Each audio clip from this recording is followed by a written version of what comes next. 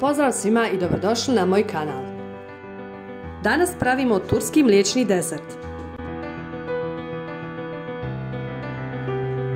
U jedan lončić dodati 1 šolju šećera, 1 šolju griza,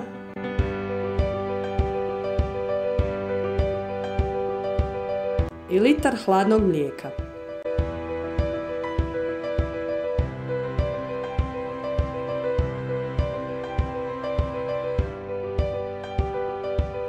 Sve dobro izmiješati da se sastojci sjedini, a zatim staviti na laganu vatru da se kuha.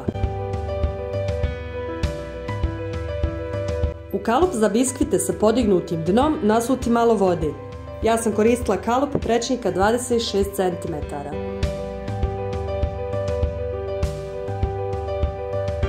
Griz kuhati na laganoj vatri uz povremeno miješanje, kako griz ne bi zagorio. A kada smjesa postane malo gušća, dodati 1 vanilin šećer. Dobro promiješati, a zatim dodati 1 kašiku putera.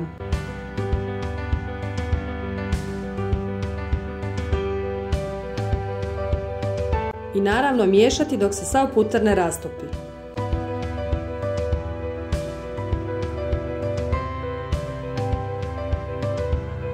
Kada je griz kuhan, ukloniti vodu iz kalupa, ali on mora ostati vlažan. I odmah dodati vruću smjesu, to jest kuhani griz.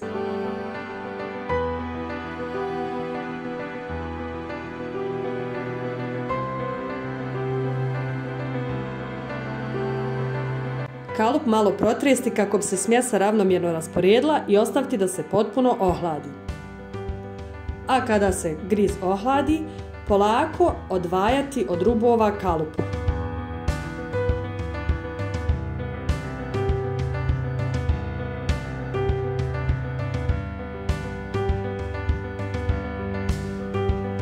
Zatim uzeti tacu na kojoj želite da servirate kolač i okrenite naopako.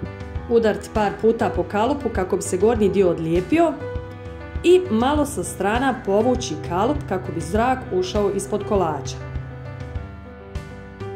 A ako budete imali poteškoća sa vađenjem griza iz kalupa, slobodno ga ostavite naopako, ako vam se naravno ne žuri, i griz će sam ispasti. Ali u većini slučajeva dovoljno je samo da pustite zrak da uđe ispod kolača. Kada ste izvadili griz, u posebnu posudu dodajte 200 ml vrhnja za šlag i zagrijte ga. Zatim u vruće vrhnje dodajte 200 g čokolade za kuhanje.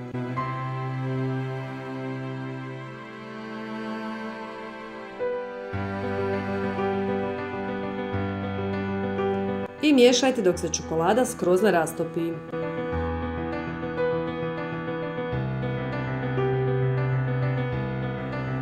Otopljenu čokoladu ulijte u dubljenje kolača.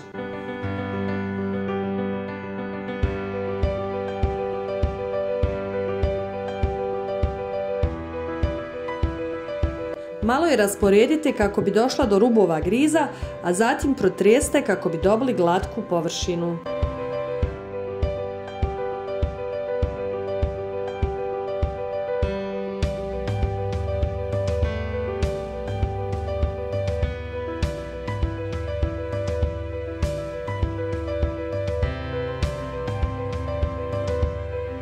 Kolač možete ukrasiti po želji. Ja sam koristila sjeckane lješnjake i pistacije, a vi možete kokos, grožđice, čokoladu, orahe, što vam dođe do ruke, ili ostaviti jednostavno u prvobitnom izdanju, samo čokolada i griz.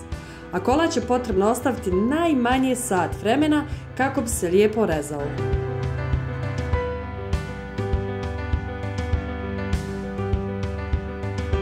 Ovo je također vrsta kolača koja dužim stajanjem je sve ukusnija i bolja, a i lakše se reži.